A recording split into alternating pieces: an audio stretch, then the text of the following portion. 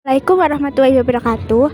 Kami dari kelompok 1 yang beranggotakan Rifka Tamara, Hafiz Nur, Dimas Prabdipah, Irana Rencani, Intan Nugrahini akan membahas studi agama normativitas atau historitas karya dari Dr. Amin Abdullah. Agama di Indonesia. Pendekatan agama mengamati perkembangan studi agama di Indonesia, terutama 5 tahun terakhir. Berbagai jurnal, banyak di antaranya memang bukan diterbitkan secara khusus untuk studi agama. Jika diamati secara seksama, bahwa tulisan-tulisan tersebut muncul dari anggota masyarakat yang tidak sepenuhnya terlibat dalam organisasi kelembagaan agama yang ada di tanah air. Namun, pada umumnya, para penyumbang tulisan tersebut muncul dari kalangan peneliti dan pemerhati masalah-masalah sosial dan keagamaan. Fenomena ini sangat positif untuk mengimbangi alur pemikiran keagamaan yang seringkali menonjolkan warna pemikiran keagamaan yang bersifat teologis partikularistik. Jika salah satu target yang ingin dicapai dari peringatan 100 tahun Parlemen Agama-Agama Sedunia di Hayatan Keagamaan yang disebabkan oleh transparannya sekat-sekat budaya sebagai akibat luapan arus informasi dalam ilmu dan teknologi. Masyarakat membutuhkan masukan-masukan bersifat historis kritis, tidak melulu teologis normatif. Untuk itu, dalam tulisan ini, penulis menegaskan perlu Indonesia adalah untuk menyetuskan sebuah deklarasi pembentukan tim kerukunan hidup umat beragama sebagai wadah kerjasama keilmuan dalam bidang keagamaan. Maka hal demikian diharapkan akan meningkatkan keilmuan dalam bidang keagamaan. Seiring dengan pemekaran wilayah pemahaman dan pengayaan pendekatan agama yang berwajah ganda dalam studi agama di Indonesia, yakni pendekatan yang bersifat teologis normatif dan historis kritis. Kedua pendekatan itu tidak terpisah antara satu dengan lainnya, melainkan menyatu dalam satu kesatuan yang utuh. Pluralitas agama di Indonesia. Proses munculnya pluralitas agama di Indonesia dapat diamati secara empiris historis, secara kronologis dalam wilayah Kepulauan Nusantara. Hanya agama Hindu dan Buddha yang dahulu dipeluk oleh masyarakat, terutama di Pulau Jawa. Candi Prambanan dan Candi Borobudur adalah saksi sejarah yang paling otentik. Ketika penyebaran agama Islam lewat jalur perdagangan sampai di Kepulauan Nusantara, maka proses perubahan pemelukan konversi agama secara bertahap berlangsung. Proses tersebut sampai dicatat oleh Marshall Hodgson sebagai prestasi sejarah dan budaya Islam, agama Islam bukan agama terakhir yang masuk di wilayah Kepulauan Nusantara. Ketika Kepulauan Nusantara memasuki era penjajahan Eropa, terutama penjajahan Belanda, sekitar abad 16, agama Kristen, Protestan, dan Kristen Katolik juga ikut menyebar secara luas. Semula, penyebaran itu berpusat di wilayah Nusantara di luar Pulau Jawa, dan baru abad ke-18 mulai ke wilayah Pulau Jawa secara lebih luas. Dalam sensus nasional tercatat hanya ada 5 agama besar dunia, yaitu agama Hindu, Buddha, Islam, Kristen Protestan, Kristen Katolik yang tumbuh subur di Indonesia. Hindu mayoritas di India, Buddhisme di Thailand, umat Kristen di Eropa atau Amerika mempunyai pengalaman yang hampir mirip dengan pluralitas agama yang ada di Indonesia. Hanya saja, perbedaannya terletak pada titik sentral kemayoritasanya. Di Indonesia, mayoritas beragama Islam, sedangkan mereka adalah beragama Kristen Protestan, Kristen Katolik, Hindu, Buddha. Mayoritas penganut agama Kristen Protestan atau Kristen Katolik di daratan Eropa dan Amerika juga mempunyai pengalaman keanekaragaman agama seperti di Indonesia. Hanya saja, mereka menghadapi dan menghayatinya dengan kesadaran kebudayaan Eropa atau Amerika yang sekuler. Sedang masyarakat Muslim Indonesia menghadapi kesadaran keindonesiaan yang religius dan bukannya kesadaran yang sekuler. Latar belakang historis dan kultural yang berbeda ini juga ikut mewarnai kadar penghayatan pluralitas agama yang ada di kedua negara tersebut. Meskipun penghayatan penghargaan terhadap pluralitas agama antara keduanya berbeda. Kerukunan umat beragama yang selama ini berjalan di masyarakat Indonesia memang sedang menjadi telaah bagi para pengamat dari agama luar negeri. Orang dapat saja bersikap skeptis dan mempertanyakan, bukankah dengan mengembangkan studi agama justru akan meruncingkan perbedaan yang sudah ada? Untuk kasus Indonesia, kerukunan umat beragama tidak boleh dilepaskan dan peran pemerintah di dalam menciptakan situasi yang kondusif untuk kerukunan hidup beragama. Departemen Agama menggalang dan membina 3 kerukunan: kerukunan umat beragama dengan pemerintah, kerukunan antar umat beragama, dan kerukunan antar umat beragama. Selain itu, sudah tiba waktunya kita juga perlu mempertimbangkan lebih jauh pengaruh arus informasi yang begitu deras, baik lewat media cetak maupun elektronik dari luar negeri. Dengan berbagai pertimbangan tersebut, studi agama dan pendekatan agama yang bersifat akademik kritis historis sangat dibutuhkan oleh masyarakat majemuk seperti Indonesia ini untuk melengkapi berbagai pemahamannya selama ini sudah berjalan. Pada penghujung abad ke-19, lebih-lebih pada pertengahan abad ke-20, terjadi pergeseran paradigma pemahaman tentang agama dari yang dulu terbatas pada idealitas ke arah historisitas, dari yang hanya bersekitar pada doktrin ke arah entitas, sosiologi dari diskursus esensi ke arah eksistensi. Agama teologi tidak hanya lagi sekedar menerangkan hubungan antar manusia dan Tuhannya, tetapi juga melibatkan kesadaran berkelompok sosiologis, kesadaran penyadaran asal-usul agama, dan antropologis, pemenuhan kebutuhan untuk membentuk kepribadian yang kuat dan ketenangan jiwa psikologis. Bahkan, ajaran agama tertentu dapat diteliti sejauh mana keterkaitan antara etikanya dengan corak pandangan hidup yang memberi dorongan yang kuat untuk memperoleh derajat kesejahteraan hidup yang optimal, ekonomi. Jalanan lebih lanjut menemukan pendekatan lain yang disebut pendekatan fenomenologi. Pendekatan ini berusaha memperoleh gambaran yang lebih utuh dan yang lebih fundamental tentang fenomena keberagaman manusia. Meskipun demikian, pendekatan fenomenologi tetap berbeda dari corak pendekatan teologi. Fenomenologi berusaha memperoleh gambaran yang utuh serta struktur fundamental dari keberagaman manusia secara umum, universal, transendental, inklusif, dan bukannya gambaran keberagaman manusia yang bersifat partikular eksklusif. Struktur fundamental pemikiran teologi biasanya terkait erat dengan karakteristik sebagai berikut.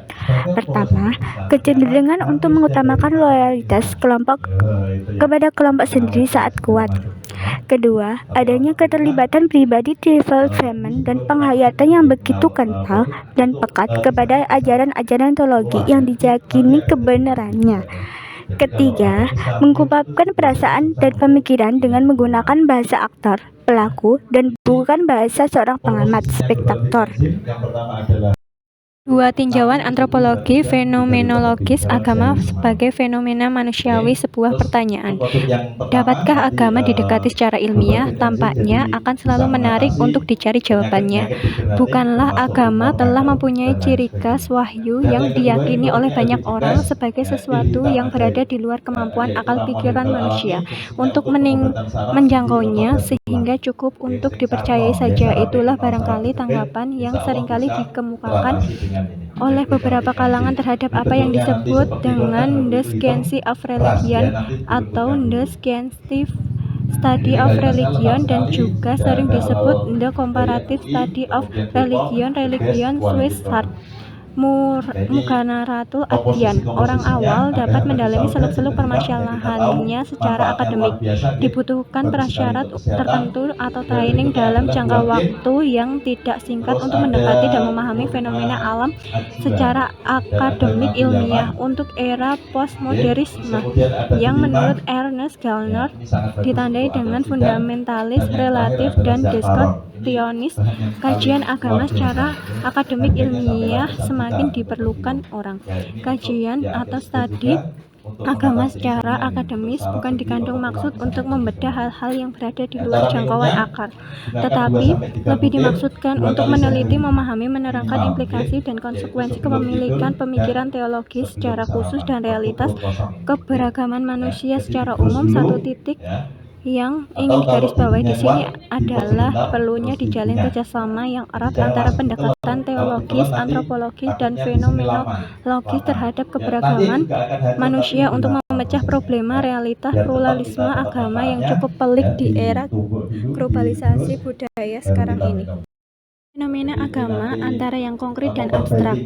Gambaran fenomena manusia beragama sebenarnya tidaklah semudah dan sederhana seperti yang biasa dibayangkan oleh banyak orang. Ada manfaatnya memang untuk sekali-sekali melihat agama dalam bentuk yang tidak sederhana lantaran berbagai persoalan yang terkait dengan fenomena itu sendiri. Masing-masing mempunyai fungsi dan makna yang sama. Hanya saja bentuk partikularitas ungkapan masing-masing bahasa berbeda antara satu dan lainnya. Dan perbedaan itu bukanlah merupakan alasan untuk menegasikan yang satu dan lainnya.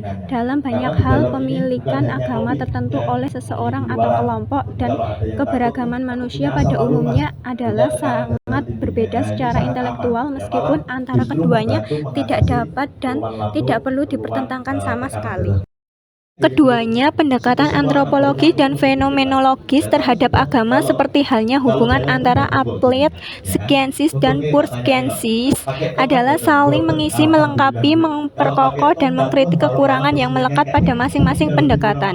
Jika keduanya terpisah dan berdiri sendiri-sendiri di dalam memahami fenomena keberagaman manusia, pendekatan dan pemahaman terhadap fenomena keberagaman manusia lewat pintu masuk antropologi adalah seperti halnya kita mendekati dan memahami objek agama dari berbagai sudut pengamatan yang berbeda-beda. Teologi, antropologi, dan fenomenologi dalam kerangka penglihatan di atas menarik untuk sekali lagi melihat secara transparan hubungan antara teologi dan antropologi dan fenomenologi.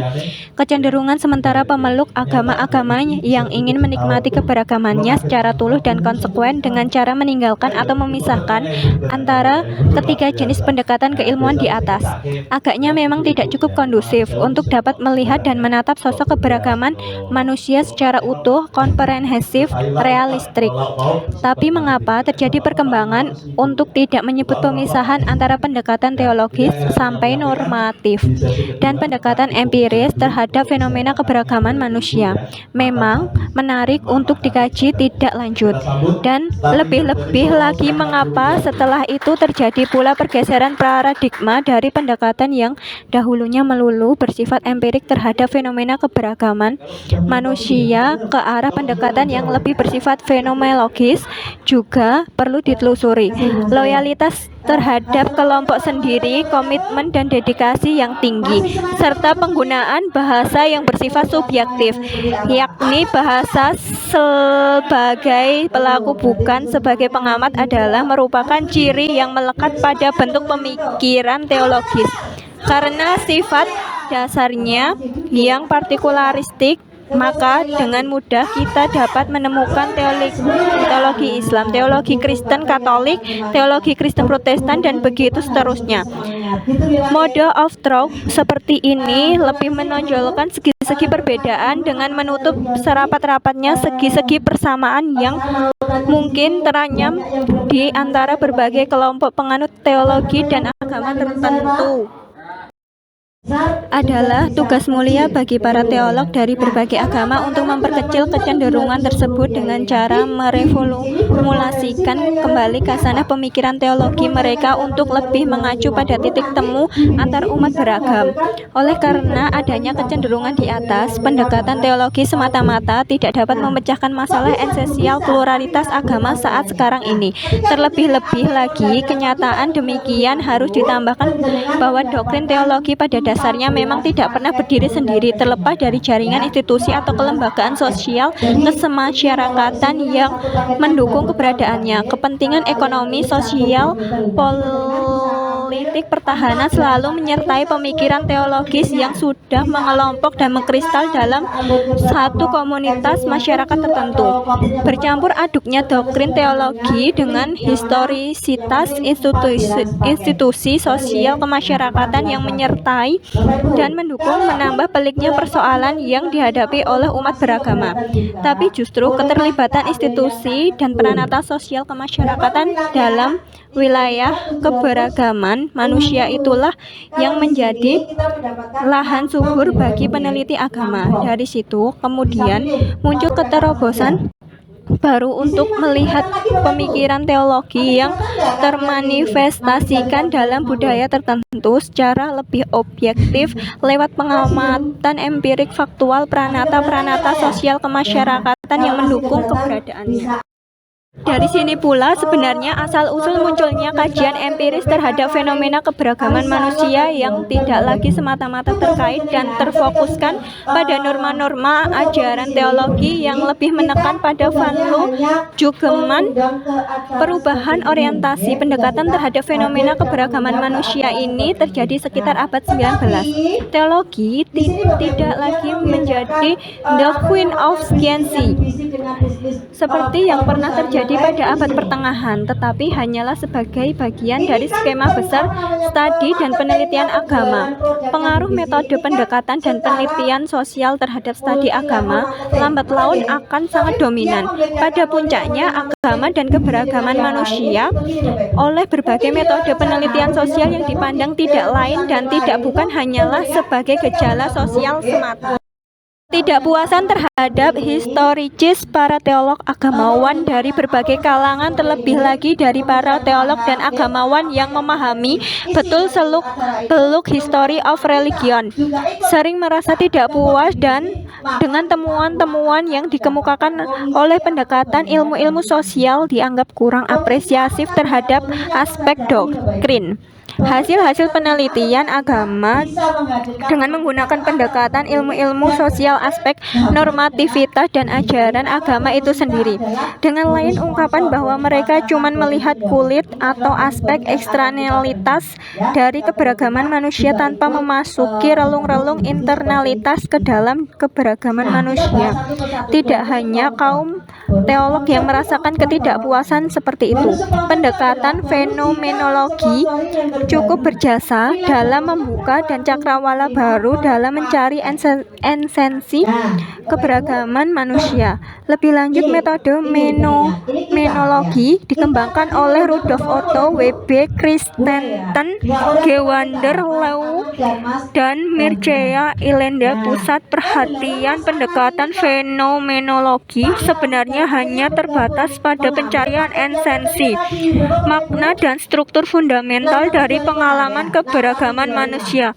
Cuma dalam hal metodologi antara keduanya terdapat perbedaan yang sangat mencolok. Bagi teolog, pemahaman demikian diperoleh dari wahyu. Terlebih-lebih lagi, para teolog lebih menekankan pada pengertian wahyu yang tertulis, khususnya pada bangsa-bangsa yang telah mengenal budaya baca tulis. Pendekatan teolog mutakalimun tidak sampai menyentuh ke dalam keberagaman pada wilayah budaya non-literata. Bagi mereka justru budaya non-literata itulah yang perlu diagamakan dalam arti dikristenkan atau diislamkan. Sedangkan temuan para fenomenolog menjangkau jauh ke belakang ketika budaya manusia belum mengenal baca tulis. Menurut fenomenolog pada zaman itu, sensus numinis, the founding author, the concept, sensi of department dalam bentuknya yang sangat sederhana dan fundamental telah ada. Pendekatan fenomenologi lagi-lagi bermula dari pendekatan fenomena keberagaman manusia yang irreduci.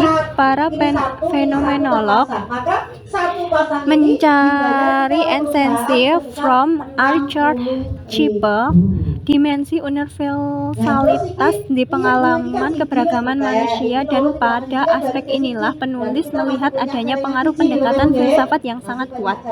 Sedangkan para teolog lebih menekankan manifestation method dan dimensi partikularitas dari keberagaman manusia. Dari sinilah barangkali yang membedakan state of mind serta mode of truth dari kedua cara pendekatan terhadap pengalaman keberagaman manusia. Ketika para teolog dengan truth claim yang disandangnya telah kehilangan tempat berpijak yang paling kokoh untuk melakukan dialog dengan sesama penganut agama-agama yang lain, metode dan cara pikir fenomenologis dapat membantu dan memberi sumbangan yang cukup berharga untuk menunjukkan kembali di mana sebenarnya mereka perlu berpijak untuk dapat berjumpa dan bekerja sama dengan penganut agama-agama yang lain. Dengan begitu, fenomenologi lebih menekankan segi-segi persamaan dan bukannya segi-segi perbedaan, seperti yang ditekankan para teolog. Pencarian esensi pengalaman keberagaman inilah yang di awal tulisan ini penulis menganalogikannya dengan wilayah Pur-Skensi sebagai dasar berpijak Aplit-Skensi yang termanifestasikan dalam kelembagaan agama-agama yang tidak terhitung jumlahnya. Manifestasi dan kelembagaan agama inilah yang menjadi topik yang sangat menarik bagi para peneliti empiris sosial keagamaan seperti yang terurai dalam pendekatan antropologi di atas.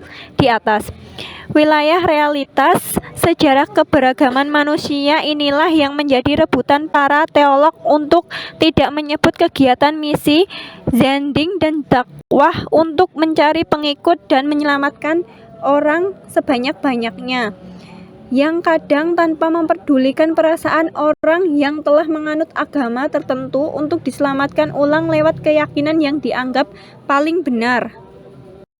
Menuju prospek masa depan pluralitas agama dalam era pluralitas agama. Menurut hemat penulis, pendekatan keilmuan fenomenologi dapat memberi sumbangan yang cukup berharga bagi para teolog dan agamawan pada dengan pendekatan fenomenologi truth claim yang menjadi ciri khas pemikiran teologis secara relatif akan dapat terkurangi untuk tidak terlalu menuntut supaya ditinggalkan saja, adalah realistis, mengakui kenyataan bahwa pendekatan teologis memang sudah begitu sifatnya, sedangkan pendekatan fenomenologis itu sendiri agaknya tidak sampai mereduksi fenomena keagamaan hanya terbatas sebagai gejala sosial belaka seperti yang dilakukan oleh pendekatan antropologi. Apa yang digarisbawahi oleh para fenomenolog hanyalah kerangka dasar pemahaman terhadap pengalaman keberagaman manusia secara umum. Namun, seperti telah disinggung di atas, esensi atau hakikat keberagaman manusia seperti yang digarisbawahi oleh fenomenolog tampaknya juga bukan tanpa kekurangan. Namun begitu, meskipun warna-warna sinar yang beraneka ragam tersebut hanya bisa dinikmati secara partikularistik, tetapi salah satu dari warna yang bersifat partikularistik tersebut tidak dapat mengklaim bahwa warna hitam sajalah yang paling unggul. Apalagi jika klaim demikian diikuti dengan keinginan dan tindakan ingin menghitamkan seluruh warna yang ada. Namun secara ontologis metafisis, warna-warna yang bermacam-macam itu pada mulanya memang tidak ada warnanya. Di kursus ini barangkali mirip-mirip dengan konsep ketertakhinggaan dalam wilayah matematika. Wilayah ketakterhinggaan tidak lain dan tidak bukan ialah wilayah spiritualitas dari keberagaman manusia. Fenomenologi aturannya menghantarkan manusia pada titik puncak pemahaman kebersamaan yang demikian. Untuk era pluralitas agama serta mobilitas penduduk yang sangat cepat seperti saat sekarang ini, ketiga pendekatan tersebut, yaitu pendekatan teologi, antropologi, dan fenomenologi, kekurangan yang melekat pada masing-masing pendekatan jika masing-masing berdiri sendiri-sendiri secara terpisah dapat ditutup dan terdeteksi sedini mungkin. Yang jika dari awal tulisan penulis menggarisbawahi perlunya pendekatan keilmuan terhadap fenomena keberagaman manusia, bukan berarti bahwa penulis ingin menggarisbawahi perlunya neutral follow dalam studi agama. Hal demikian jauh dari keinginan penulis. Keimanan universal di tengah pluralisme budaya tentang klaim kebenaran dan masa depan ilmu agama. Munculnya perbedaan antar studi agama kontemporer dengan teknologi dan filsafat adalah karena pengaruh empirisme dalam filsafat dan teknologi yang berakibat kedua ilmu tersebut berubah menjadi ilmu-ilmu kemanusiaan atau humaniora. Di abad pertengahan, teknologi pernah disebut the queen of the science atau ilmu pengetahuan paling tinggi dan otoritatif. Studi fenomenologi agama misalnya menggunakan pendekatan ilmu-ilmu kemanusiaan, menemukan keimanan universal pada penganut agama-agama baik yang primitif maupun modern. Pencarian esensi keberagaman menjadi kajian para ilmuwan agama. Akibat trauma sejarah tersebut timbul kesan bahwa studi filsafat di perguruan tinggi Islam hanya bertujuan mempelajari secara sekilas sejarah. Dunia Islam hampir-hampir tak mengenal perbedaan antara tradisi pemikiran filsafat tradisional, analitik, atau esensial dalam merespon perkembangan ilmu dan teknologi modern. Dan G. Barbour mencatat bahwa biasanya para ilmuwan atau sintesis dan teolog mencoba menghubungkan ilmu pengetahuan dan agama secara langsung. Sesuai dengan kebutuhan panjenengan, tidak harus NMAX. Nek wis duwe NMAX kok diberikan NMAX lagi. Era globalisasi budaya, agama dapat tertekan berat. Manusia beragama dituntut mereformulasikan konsepsi teologi agar dapat menjawab tantangan real kemanusiaan dalam kehidupan kontemporer.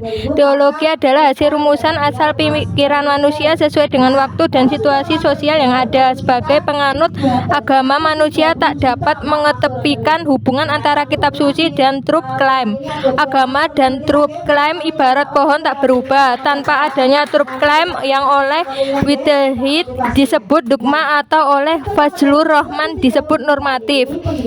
Agama adalah persoalan hidup dan mati atau ultimate konkret. Bahasa yang digunakan pemeluk agama adalah bahasa seorang pelaku atau pemain atau aktor karena kesetiaan pada agama berimplikasi menyeluruh terhadap kehidupannya. Seorang agamawan yang baik selalu menunjukkan dedikasi tinggi dan sanggup menderita untuk mempertahankan prinsip dan mencapai tujuan yang diperintahkan agama. Apabila deskripsi Lan G. Barbour benar, maka truth claim yang dipahami secara mentah dan emosional akan menimbulkan banyak masalah. Sejarah menjadi saksi perselisihan, pertikaian, konflik, dan peperangan antar komunitas agama baik di kawasan Asia, Afrika, Eropa maupun Amerika. Truth claim yang berjalan tanpa mekanisme kontrol dari luar mudah mengarah pada dogmatisme dan fanatisme sempit. Baru menerima gaji pensiun gitu. Tapi di BBC tidak usah menunggu 32 tahun, Pak. Cukup.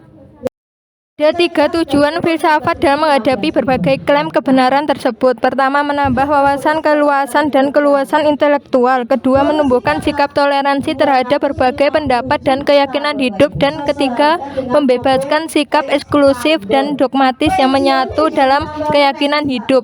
Filsafat ilmu pasca positivisme dapat membantu manusia beragama memasuki relung-relung mekanisme kerja akal pikiran manusia. Dalam menyusun bangunan ilmu pengetahuan termasuk teologi, pengembangan ilmu agama hanya dapat dimulai dengan rekonstruksi teologi, baik melalui wacana filsafat maupun studi agama empiris. Langkah ini yang harus dilalui jika manusia beragama menyadari adanya pengaruh perubahan dunia akibat temuan-temuan ilmu pengetahuan. Berdasarkan argumen itu, perkembangan ilmu agama hanya mungkin dengan terbentuknya kerjasama saling menopang antara ketiga disiplin tersebut, baik dalam fungsinya sebagai filter dari ekses globalisasi maupun sebagai guiding principle yang mengarahkan kehidupan manusia di muka bumi. Di BBC, Bapak Ibu. Pengen ya?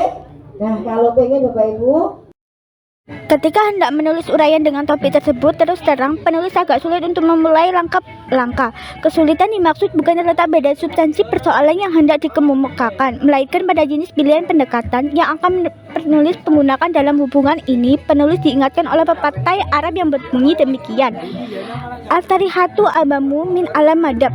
Metode pendekatan terhadap suatu persoalan jauh lebih penting daripada materi persoalan. Dalam studi agama dikenal 2 jenis pendekatan, yaitu pendekatan seorang believer dan pendekatan seorang historian. Pendekatan seorang mukmin percaya dengan sepenuh hati dan pendekatan seorang mu'arrik ilmu yang kritis. The Solen dan The Saint. Dalam etika Islam setidaknya ada 2 sumber rujukan pokok ajaran Islam. Rujukan yang pertama adalah kitab suci Al-Quran, sedangkan sumber rujukan yang kedua adalah sejarah hidup Nabi Muhammad SAW. Ayat Al-Quran yang mengilhami manusia muslim untuk berlaku dan bertindak di muka bumi menurut Abraf Al-Quran adalah bersifat jamkani, zaman dan makan, yakni selalu melibatkan dimensi historis ruang dan waktu. Asbab al-nuzul, sebab turunnya Al-Quran, tidak lain tidak bukan adalah dimensi historis Al-Quran, di mana fundamental value selalu ada di belakangnya. Beberapa kesulitan ketidakutuhan pemahaman. Pertama adalah kesulitan bahasa. Sebagaimana kita ketahui bahwasannya Al-Quran dan Al-Hadis adalah tertulis dalam bahasa Arab, sehingga diperlukan waktu dan tenaga ekstra untuk menguasai dan memahami inti pokok ajarannya. Kedua, terbentuknya lapisan geologi pemikiran keagamaan Islam lantaran pengaruh proses pengendapan sejarah pemikiran yang mengurangi perjalanan peradaban manusia Muslim itu sendiri. Salah satu konsekuensi dari adanya dua kesulitan tersebut adalah bahwasannya misi kenabian yang dulunya relatif sangat sederhana dan mudah dicerna seringkali menjadi kian bertambahnya sulit dan rumit lantaran dalam perjalanan yang panjang secara diam-diam berubah menjadi doktrin-doktrin yang teologis yang eksekutif. Al-Quran sebagai pedoman etika adalah merupakan tuntunan generasi Muslim era sekarang untuk menjelaskan dan membedah dimensi etika sosial keagamaan Islam yang lebih komprehensif, artikulatif, sesuai dengan perkembangan ilmu dan teknologi era modern. Berlanjut, problema presiko religio kultural yang dibawa serta pluralisme agama dan tantangan kemanusiaan universal. Kita perlu membedakan untuk kepentingan ketajaman analisis antara dimensi ajaran agama dan perilaku umat beragama. Perilaku umat beragama selain ditentukan oleh normativitas ajaran agamanya, juga sangat ditentukan oleh kekuatan sosial, historis, dan politis yang melingkarinya. Ajaran agama yang fundamental hanya bersifat memberi warning terhadap adanya berbagai macam sekat-sekat historis, politis, ekonomis yang seringkali berlindung pada naungan payung emosional aliran teologis tertentu. Metode filsafat dalam tinjauan ilmu agama. Tinjauan pertahuan antara teori dan praksis. Metode filsafat semakin hangat dibicarakan oleh para ilmuwan sosial. Setelah metode yang dipergunakan dalam bidang ilmu-ilmu, pasti alam berkembang pesat dan menyelinap masuk ke wilayah ilmu-ilmu sosial. Lingkaran Vienna Circle adalah tonggak monumen sejarah bagi para filsuf yang ingin membentuk universal yang mempunyai program untuk menjadikan metode-metode yang berlaku dalam ilmu pasti alam sebagai metode pendekatan dan penelitian ilmu-ilmu kemanusiaan, termasuk di dalamnya filsafat. Gerakan para filsuf dalam lingkaran Vienna ini disebut oleh sejarah pemikiran sebagai positivisme logik, bukan karena pemikiran mereka yang patut hidupkan kembali, tapi implikasi pemikiran mereka setidaknya telah membangkitkan kesadaran kita untuk memunculkan pertanyaan, apakah kehidupan yang serba kompleks ini dapat dipecahkan lewat pendekatan positivistik, pemisahnya lugas antara teori dan praksis, antara value dan facts, antara assessment hermeneutisme, agaknya tarik tambang antara metode penelitian filsafat yang bercorak positivisme atau empirisme dengan metode pendekatan filosofis yang bercorak hermeneutik praksis akan terus berlangsung sampai kapanpun juga. Lantas justru disitulah letak inti pergumulan keprihatinan manusia sekarang ini. Argumen yang dikemukakan oleh kedua aliran yang berhadapan itu barangkali sulit untuk dicerna oleh orang awam, tetapi secara diam-diam mereka telah mempunyai corak pemikiran yang terpolakan secara filosofis. Tindakan pemihakan terhadap salah satu metode tersebut tidak akan pernah hilang dari sejarah pemikiran manusia. Kalangan kritikus sosial merasakan bahwa pemikiran kaum ilmuwan dan intelektual kurang menyentuh persoalan yang sebenarnya dihadapi oleh manusia. Hal demikian disebabkan diantaranya karena metode pendekatan yang bisa mereka gunakan cenderung untuk menghantarkan mereka untuk bersifat netral dan objektif. Objektivitas dan bukan subjektivitas yang selalu dikejar oleh berbagai pendekatan positif dalam ilmu pasti alam dan juga dalam ilmu-ilmu kemanusiaan, termasuk di dalam filsafat, sosiologi dan psikologi, ekonomi, antropologi dan lain sebagainya. Para pendukung aliran positivisme logik maupun empirisme logik dalam berbagai studi memang menghindari subjektivitas sedapat-dapatnya agar mereka dapat memperoleh esensi, hakikat dan seluruh fundamental dari fenomena yang diteliti.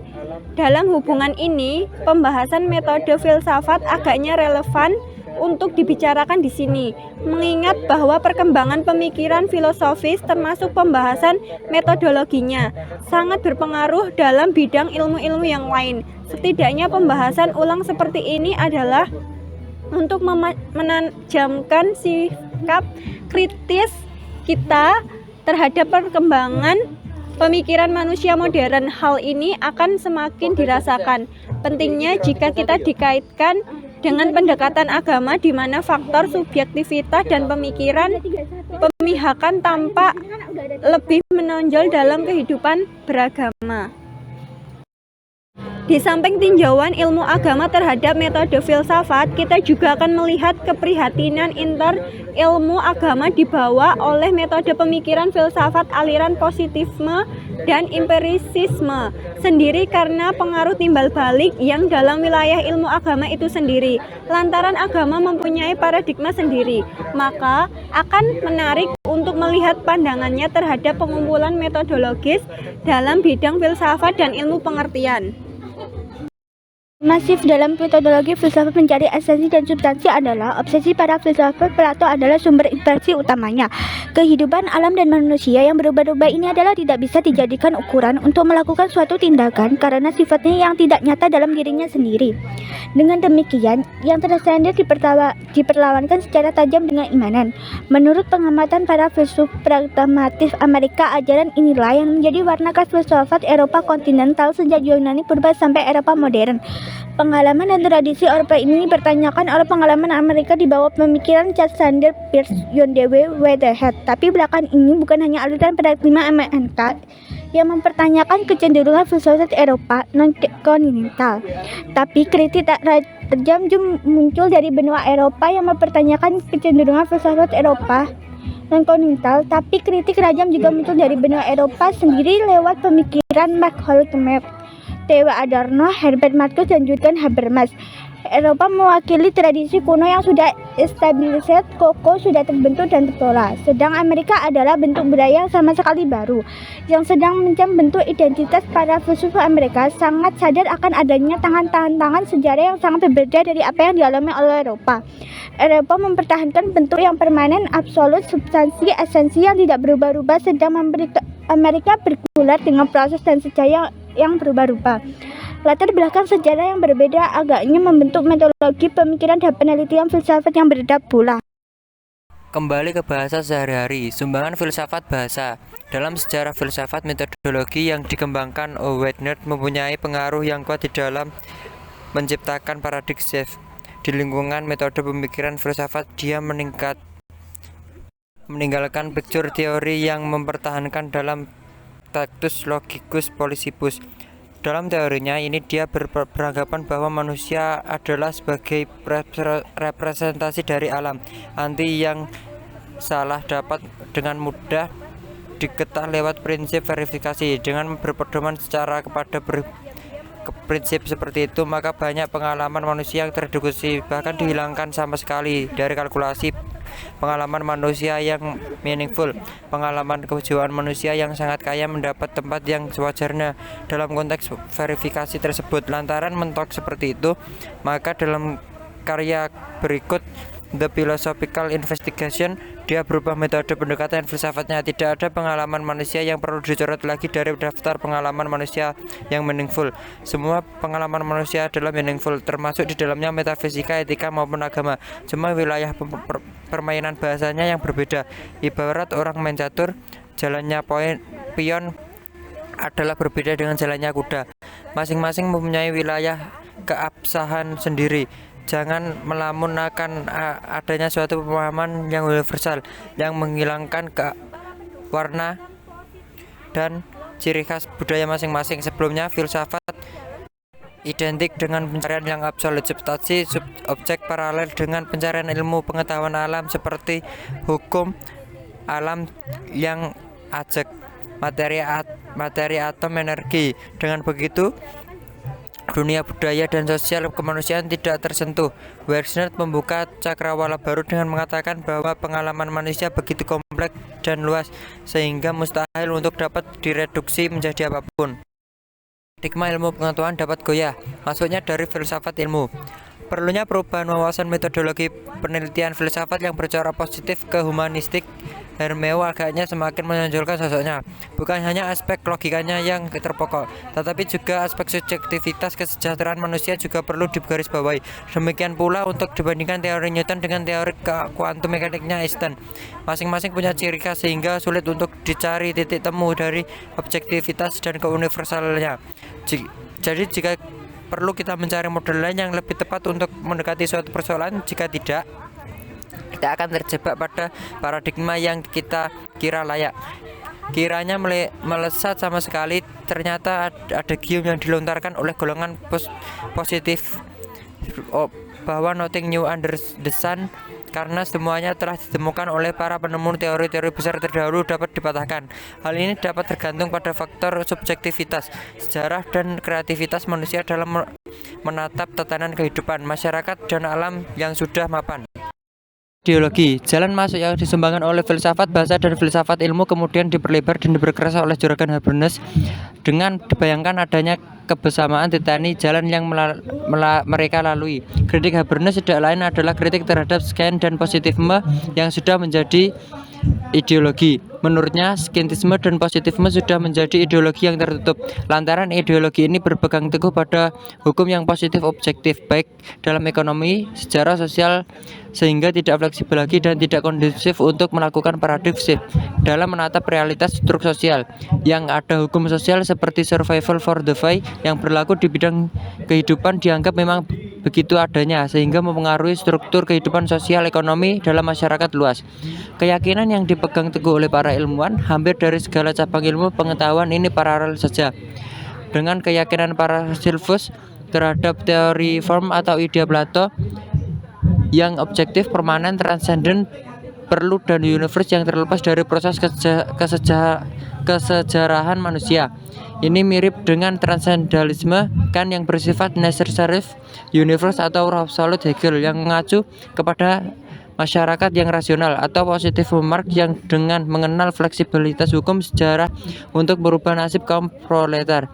Dengan begitu, semacam ada keterputusan antara ilmu sebagai profesi dan tanggung jawab sosial dan lingkungan para pencetusnya. Oleh karena itu, pertautan antara metafisika dan etika, antara teori dan praksis hendak digalakkan kembali oleh para filsuf sekarang ini. Ilmu pengetahuan yang melaju pesat tanpa keterkaitan moral untuk memihak kepada alam lingkungan dan golongan manusia yang lemah. Agaknya memang ada something wrong dalam dasar logika, epistemologi atau maupun ontologinya. Ilmu agama, apakah istilah tinjauan ini tepat atau tidak perlu kita pertimbangkan kemudian, karena menurut penulis antara paradigma metodologi penelitian dan pemikiran filsafat antara ontologi ilmu agama agaknya sama tapi tidak serupa. Perlu dibedakan terlebih dahulu apa yang disebut dengan agama atau science of religion dari teologi. Mircea Eliade dalam The Quest yang mensitir Smart umpamanya menuduh ahli-ahli psikologi dan sosiologi sebagai para reduksionis lantaran tidak atau kurang memperhatikan faktor agama dalam kajian mereka. Pengaruh timbal balik antara metode filsafat dan metode ilmu agama sangat kentara. Metode filsafat yang mengejar esensi, substansi, dan objektivitas murni juga mengimbas kepada metodologi ilmu-ilmu agama. Pencarian esensi beragama manusia adalah sudut bidik untuk para ilmuwan agama. Rudolf Otto dengan sensus nominosnya, Ninin Smart dengan focusnya, Mircea Eliade dengan essence of religionnya, Klaus J. Becker dengan Eidosnya, dan Johannes Watts dengan ultimate reality-nya. Transcendental fokus dengan ciri khas ilmu-ilmu agama yang ingin dipertahankan di hadapan kajian para ilmuwan sosial yang bisa mereduksi agama hanya sebagai gejala-gejala sosial semata. Dengan begitu, ilmuwan agama selain mempunyai ketegangan metodologis dengan para teolog, juga mampu mempunyai ketegangan yang sama dengan para ilmuwan sosial. Mukti Ali yang diilhami oleh Johannes Watts mengajukan rumusan metodologi penelitian ilmu agama yang bersifat science conjugate dengan harapan dapat menjembatani adanya paket tegangan tersebut. Tanpa aspek doktrin agama memang akan kehilangan nuansa dari ciri khas yang mewarnainya.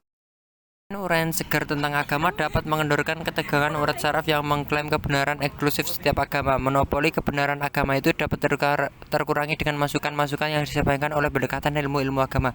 Terlepas dari jasa tersebut, dilihat dari tinjauan yang dan keterkaitannya dengan metodologi filsafat yang sedang mengklaim dengan paradigmatif di atas, maka agaknya metodologi ilmu-ilmu agama yang menitik beratkan pada transcendental Vox adalah masih bercorak tradisional positifik.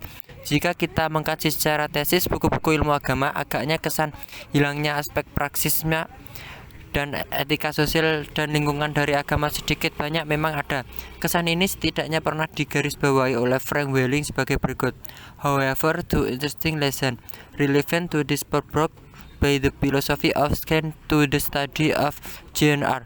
First, that ethic and evaluation are included with the wider framework of the study of science, where call and the other valued judgment are suspended by many school arts of religion, and second, that science is not afraid to see the world scans enterprise within a wider framework, whereas the study of religion has been more prone to confine its teaching of matter relation to itself.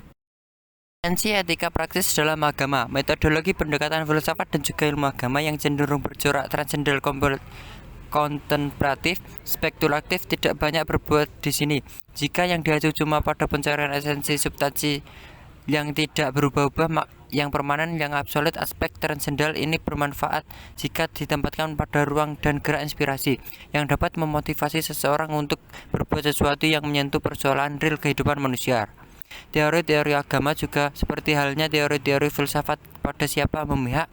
Jika mereka memihak kepada pemahaman ilmu-ilmu untuk ilmu, terlepas sama sekali dari aspek subjektivitas yang aturannya memihak, maka secara tidak tersadar filsafat dari ilmu-ilmu agama akan berwawasan scientisme dan positifme dengan mengambil jarak yang tegas dari kenyataan kesejarahan hidup manusia dan alam lingkungannya. Apakah bangunan struktur teori ilmu agama yang positif empiris dan yang telah berjasa besar dalam sejarah peradaban manusia perlu ditinjau ulang? Apakah memang benar bahwa keputusan ikatan antara teori dan praksis dan ketidaksinambungan antara metafisika dan etika sebagai sumber dari segalanya? Kajian manusia perlu menelaah ulang berbagai kemungkinan itu, dan telaah ulang seperti itu mengandaikan sesuatu keyakinan bahwa paradigma metodologi ilmu pengetahuan dan filsafat tidaklah mesti baku, tidaklah mesti permanen, dan tidak perlu diubah-ubah. Justru perlunya perubahan paradigma wawasan metodologi yang dapat mempertautkan kembali antara teori dan praksis sedang dicari-cari kemungkinannya. Meskipun untuk tahap sekarang ini seperti orang mencari jarum di tengah kegelapan malam. Sekian dari kelompok 1, apabila ada salah kata mohon dimaafkan. Wassalamualaikum warahmatullahi wabarakatuh. Thank you.